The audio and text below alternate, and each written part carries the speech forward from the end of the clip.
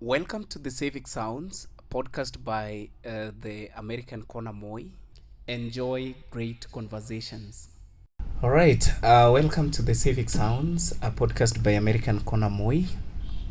As I usually say, here we get to talk about real issues. We get to talk about the employability of our young people, entrepreneurship, how can they be able to create startups on their own. We talk about leadership and governance, and so on and so forth, right? So today I'm on set with a student, a university student in her second year. And for those who have my contact, yesterday I was talking about a very interesting conversation, a conversation that I consider to be so close to my heart. And this is about passion versus education. So I know education is very, very important, but equally passion is important. So that is what I want us to look at. So karibu sana. Thank you. You can introduce yourself. You tell us who you are, what you're studying, and where, and maybe the years that you are in. Okay.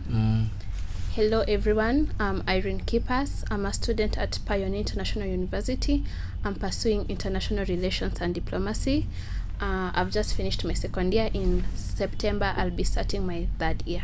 Yes. Okay. Have you specialized yet? No, we usually specialize in 3.2 after 3.2. we are done with the third year. Yeah. So who was telling me about him or her having specialized. So what are you going to specialize on? Not yet sure because I still have a whole year to figure that out. But I'm leaning towards foreign policy, but not yet sure. So I'll be sure by next year. Yeah. Even as you wait to be sure, what are you going to consider? Before I specialize my passion, because IR is a very broad topic. Yeah. It focuses on different things. There is the peace and security, there's the foreign policy, how policies are made, laws, blah, blah, blah. Yeah. There's the international development, helping NGOs, things like that. Yeah. So I'll sit down, evaluate where my passion lies, where, of course, the workability after I'm done with school. Yeah. Then after all that, I'll know which side to specialize on. Okay, so the first consideration is something that is able to give you work, right? Yes. Okay. You also mentioned about passion. Yeah.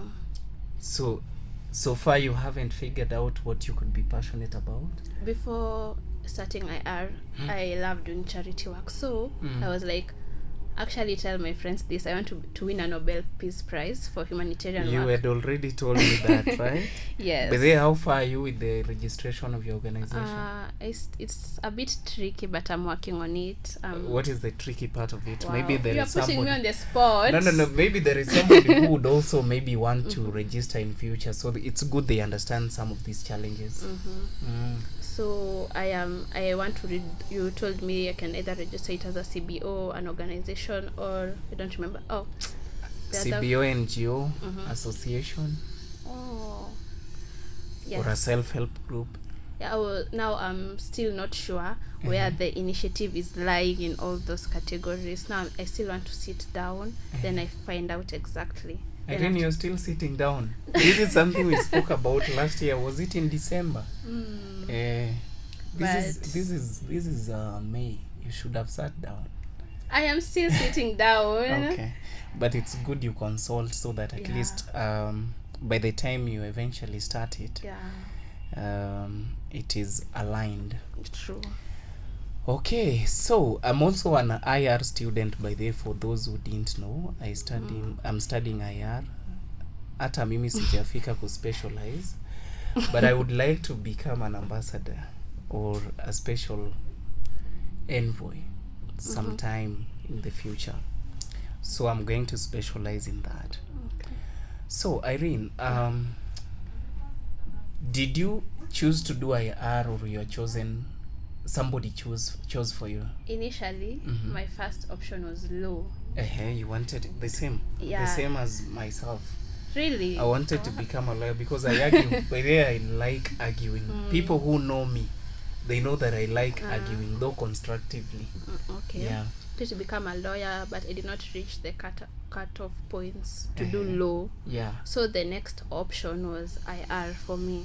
So I'm the one who still chose it in a way, but it was not like my first option. Okay.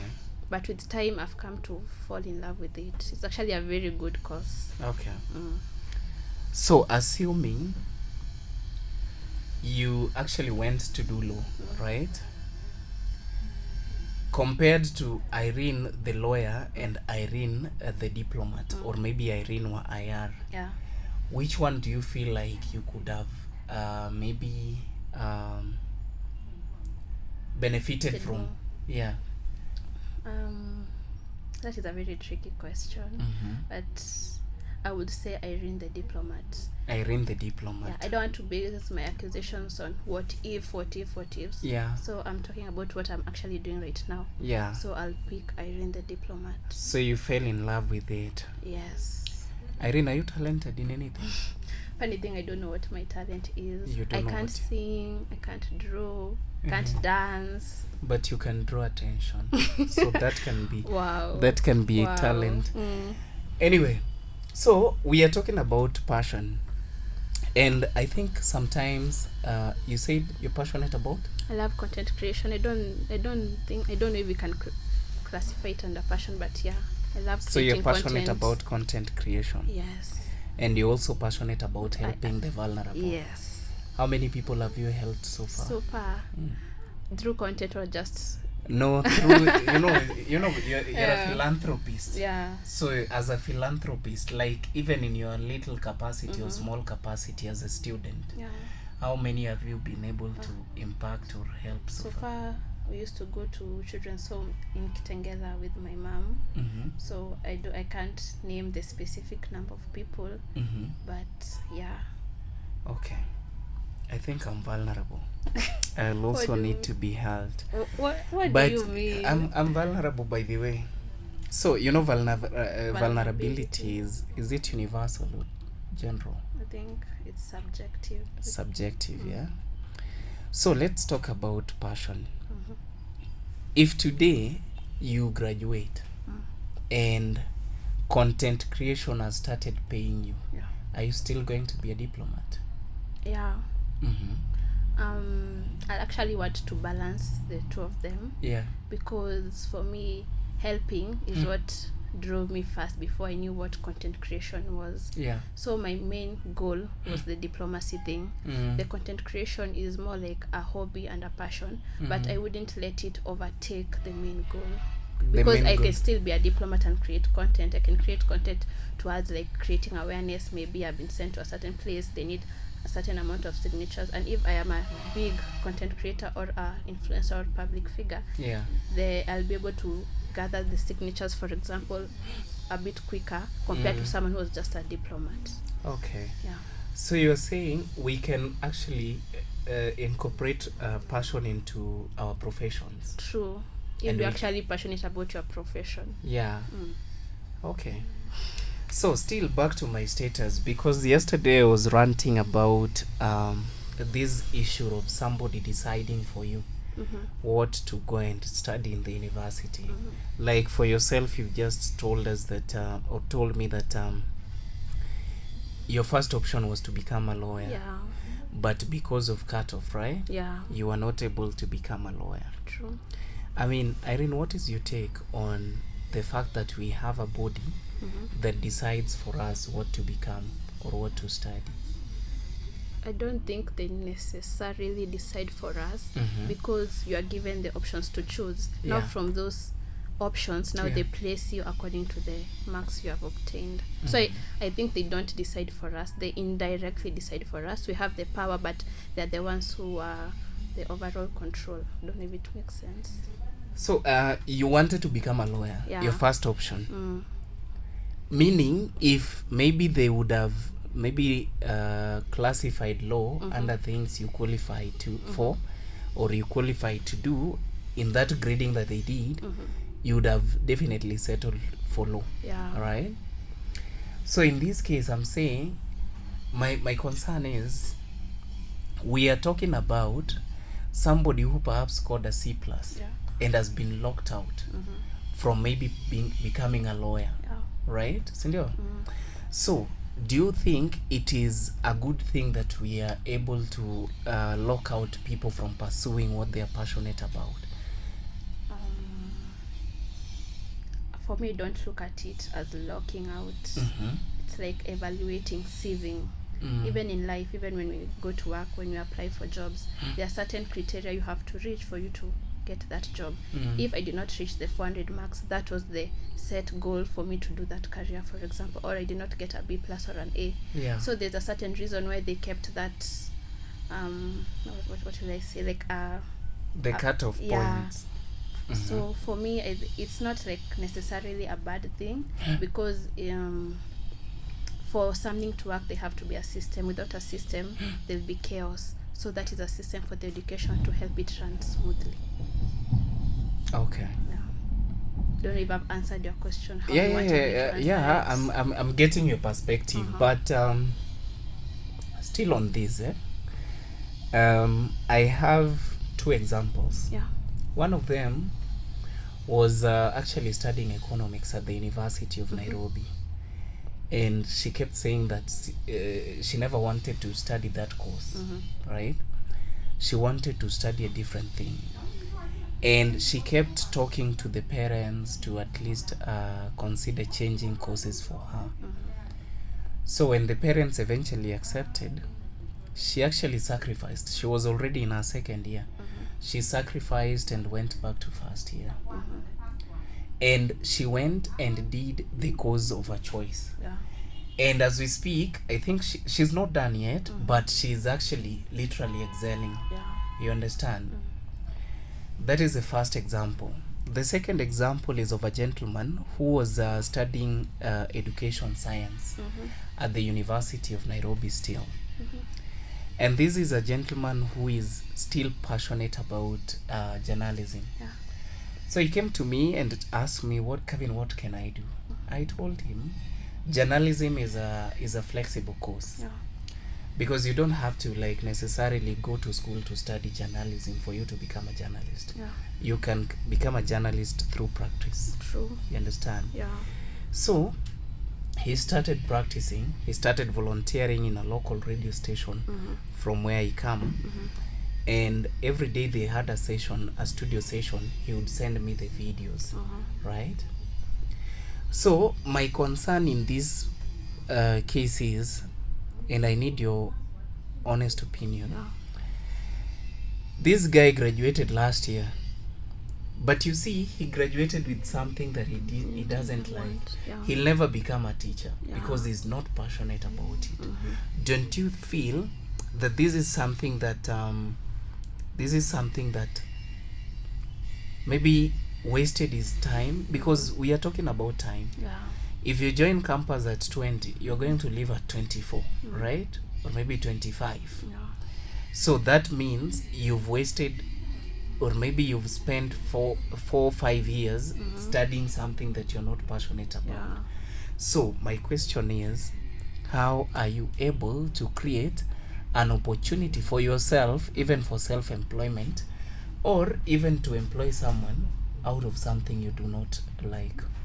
So you are more of passion of education. You are branching towards passion more than education. I think my point of view is, Yeah. we should be allowed to do things that we are passionate about. True. Yeah. So what is your take on that? Everything that I've said, the examples that I've given, do they make sense that it is good that these people ought to have been given the opportunity or the chance To actually pursue what they wanted. Because saa ingine cut off point imekuacha tu na point moja. So you can imagine you're sacrificing an entire lifetime for one point. And you see, you can actually literally decide, I'm going to pursue this on my own, but the government won't fund you. You see. So don't you think that if we correct that one, maybe we could have maybe people graduate with things they are passionate about? Because let me tell you, if let's say I'm passionate about music, so I decide maybe I want to go and study music as a course. Yeah. Maybe in my first year,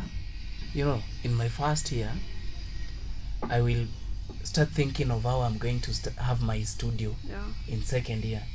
By third year, I've already started doing that thing. Sindio? Yeah. It makes sense. See, but that is what is happening with the new curriculum, the CBC. Yeah. Yeah, I know. Yeah, that is happening with the new curriculum. Yeah. So what do you think the people who did not go through CBC, what do you think they are going to do to correct that? The system, the replacement. Okay. I don't know. I'm trying how will I explain this. I'm still for the system. Yeah. Because the system has to be there. Yeah. But then my problem is not with the system. Is the problem is the how they do it. Oh. How the system does it. So what do you recommend they could have done better? No, that is, I want to hear it from you me. first. Yeah, I want to hear it from you first. Because this is something I'm not talking about for the first time. I've always talked about it. Because again, somebody is poor or from a poor background, they can't afford to take themselves to school to pursue their passion. So what is your recommendation as we wait for the CBC graduates? I'm still thinking of a way to put it. I have the words now. The problem is how I'm going to put them. Just put it. I just in say Kimasai. Eka na Kimasai. We will translate. I'll use that example that you have said. Maybe the economics, you are chosen to do economics, you did not want to do economics, so you just had to do it. Yeah. I believe like the way we have grown up in a system that people have believed like the education way is the only right way to succeed. Yeah. So what our parents were instilled with, they instilled that with us. But as the new era is coming, education is becoming like, is it a must, is it not a must? So, no, education is important. Yes, it is important. It's important. But there are like nowadays you'll find people who are excelling in talent.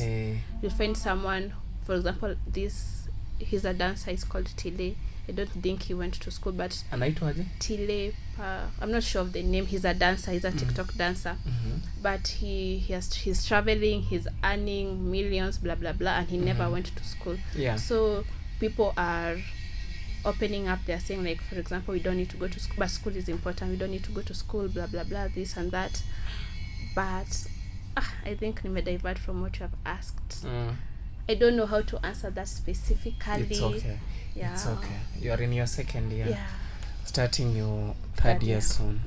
What is that one thing that you wish you knew before you joined campus? Better financial management. I wish we were taught or a short course about managing our finances and things like that. Yeah. I wish I knew how to manage my finances better. So you will feel like financial management is very key. Is very key, and it's something that ought to have been incorporated even in our secondary education. Yeah. Okay. So you're a spender. Yes. A spendthrift. Yes. I can unfortunately tell. Actually, you can tell. What do you mean you can tell? I usually see. What do you? This is for me. This is for me. But it's good, yeah. It's good to spend what you have. I hope you have what you're spending. I'm spending my parents. I don't know if it's technically mine. That is not your money. Yeah, it's good that at least you spend what is yours. Yeah. Because you're still in school and you see your parents are giving you money. Yeah. Sometimes we can use our parents' money to start creating our own empires. Did you know that? Yeah. Is that a good financial investment lesson? Yeah, so think of how you're going to use your parents' money to start making your own money. So that if your parents gives you 1,000 shillings, for example, per day, if you're able to invest it well, you can actually realize that in the near future you're making like 2,000 per day. Yeah. So now you spend theirs wisely, you spend yours the way you want, right? True. All right. So you wish you knew how to manage finances. All right. Any other thing? I think that is the major one that I'm struggling. But this year, like, I had a goal of better financial decisions and management things. Okay. That is the main one. I wish I learned before joining university. Okay. So now that you're joining or you're starting your third year, how many classes do you have in a week? 6 classes. Do they run the whole day? No, you'll find, for example, I can have a class in the morning. I can have 1 class a day or 2 classes a day. Then there's a day we don't have classes. Okay. Yeah. So aside from going to the gym, how else do you spend how else do you spend this free time that you usually have and you're not going to class? Watching. I watch. Watching who? Okay. The times I'm not reading, I can watch to relax. I can create content to relax. I think of ways to make money. You're thinking? Yeah. You know, if you don't have something to start off, you just think. Yeah, it's good. It's good to think. But you've been thinking for the past 2 years, eh? So any that you've come up with so far? Because for me, my parents, they don't want me to do business while studying. I actually had an idea. I wanted to start a business, of course, with their blessing and their money. So that I can be like earning something while studying, but for them, they believe they want me first to focus on my study. First. Yes. Okay. So even if I want to start a business, so which business idea is this that you wanted to start? Maybe we can start it for you. Then once you're done with school, you can come and pick it up later. I was thinking about selling clothes, like not mtumba clothes, like this Shein. You know Shein, like I import from the US, then I come and sell to Kenya. Shein is a dress or a trouser? No, Shein is like it's called what? A brand. Oh, it's a brand. Yeah. Okay. It's like a store like Alibaba, Kilimall, something like that. So it's an e-commerce platform. Yes. So they import for you and you sell on their platform? No, I import. I'll buy from them in bulk. Then I come and sell it over here in Kenya. So how are you planning to sell? Like set up a physical shop? No, online. Online? Yes. Okay. I'll open a Instagram page or TikTok page where I'll be then you selling start the selling. goods. Yeah. And they are against that? Okay, my dad mostly wants me to focus on studying. And what if, and this I'm saying hopefully he watches this, maybe he doesn't get angry. What if you find somebody who can actually focus on that? So si ni online? Yeah. Si unajua online hakuna mtu hawezi kukutapeli. Yeah. So wewe tu uko shule but you see there's someone else managing it. Somebody else is managing it. So akiwa na orders anakujia kwako. Uko na kwako? Yeah, I stay at my place in at your place. So anakujia kwako. Anaenda ana deliver. Ana deposit. Bora si pesa ime reflect kwa account yako. Yeah. Is that a bad idea? It's a good one. I'll actually be creating employment for someone else. Yes. And still, you know, it's a philanthropic way of living. Juu unasaidia mtu. So bado unamsaidia. Yeah. Without like literally getting money from your pocket to give them. So they are earning. True. Is that something you would wish to discuss with your parents as you go for the long holiday?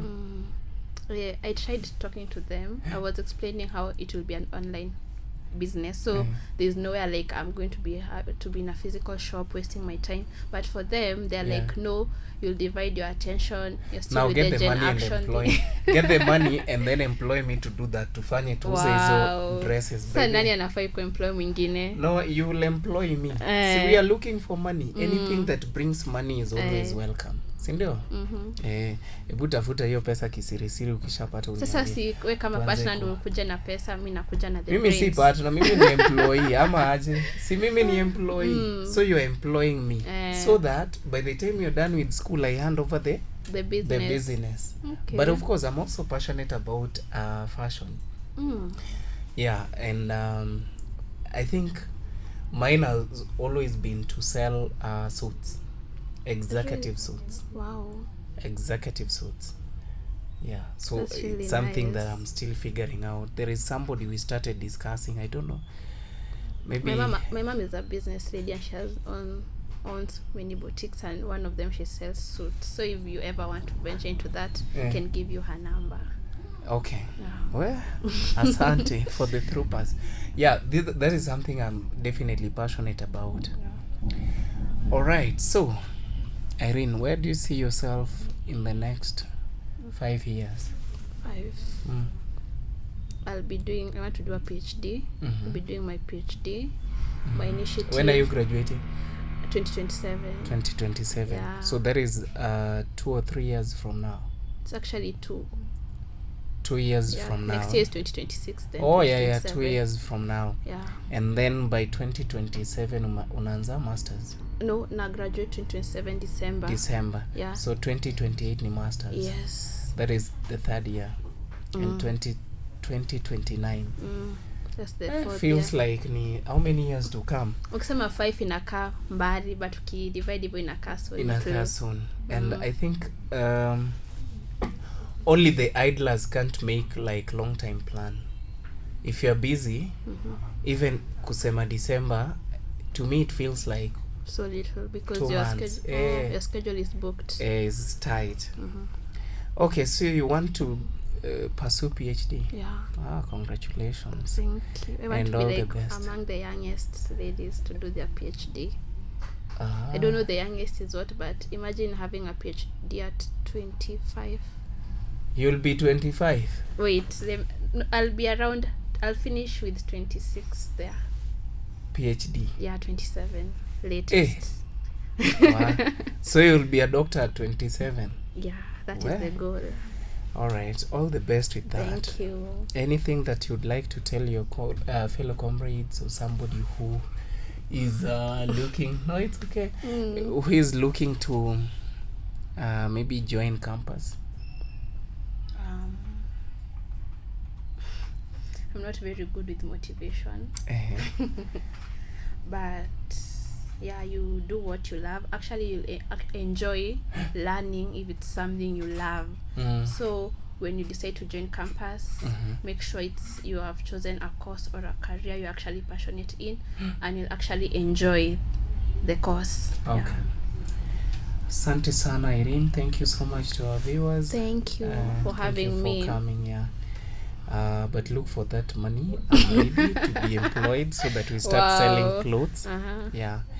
So thank you so much to our viewers, and that was our time. I'll see you guys next in the next episode. Thank you.